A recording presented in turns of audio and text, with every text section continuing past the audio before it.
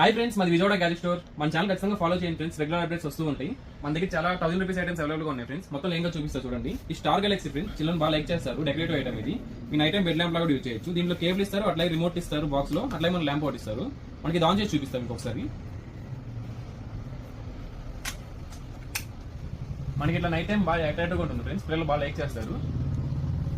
ఇట్లా మీరు రిమోట్ తో కూడా ఆపరేట్ చేసుకోవచ్చు. ఇది మొత్తం ప్రీమియం క్వాలిటీతో వస్తుంది.